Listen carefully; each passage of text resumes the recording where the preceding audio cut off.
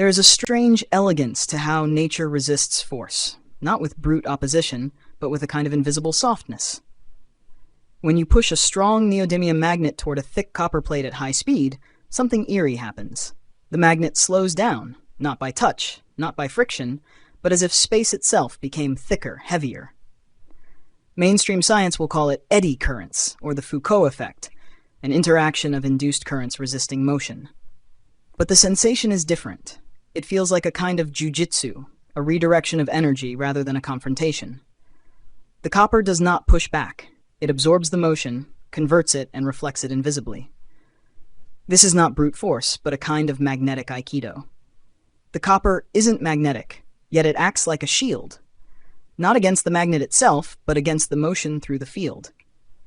In the context of ether physics, this isn't just a side effect, it's a clue, a demonstration of how coherent field structures resist deformation, not by reaction, but by structured redistribution. They'll tell you electricity is about spinning magnets and moving charges. That energy comes from motion and loss.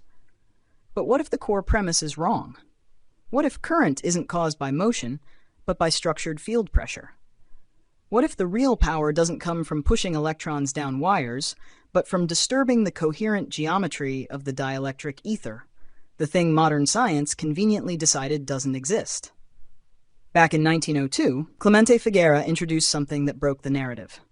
The newspapers in Europe and America, predictably clueless about anything beyond telegraph wires and rotating dynamos, said Figuera had created infinite energy from the air using a lightweight motor. The truth was more nuanced, and far more threatening to the orthodox model of energy generation. Figuera didn't pull power from the air. He manipulated the dielectric field of the ether to produce usable electric output. His device didn't need spinning metal, it needed structured imbalance. By shaping the dielectric conditions within an iron core to mimic the geometry of a vibrating permanent magnet, Figuera created a stationary field machine. No magnet moved, but the effects were identical to one oscillating inside a coil. And that's the point. Electricity isn't caused by moving magnets. It's caused by changes in field geometry. The secondary coil in his setup responded not to rotation, did it with nothing but phase-shifted inputs to two opposing primaries. This isn't just about transformers. It's about the structural behavior of the dielectric field. Every transformer is, at its heart, a tool for replicating the magnetic structure of a moving dipole. Figuera's generator went one step further. It maintained that structure dynamically, without motion. They even call it a free energy transformer. Not because it's magic, but because it eliminated back-EMF, the reactionary counterforce that normally resists current flow. With that out of the way, current isn't fighting the circuit anymore. The system becomes an asymmetric resonator. That alone should have rewritten textbooks. So how did he do it? Two primaries, fed in antiphase, compress opposing field geometries into opposite ends of a shared iron core. That tension forms the condition of a permanent magnet, a spatial polarization, not a thing, not a particle. But here's the key. The circuits feeding those primaries were deliberately unbalanced in impedance, which means the internal field wasn't symmetrical. That imbalance produced secondary core, forming what amounts to a non-inertial magnetic condition. That's not a metaphor. The so-called north and south poles aren't literal poles. They're dielectric spin geometries, standing wave torsions within counterspace. The result is a magnetic simulation without mass, without inertia. Just structured field pressure.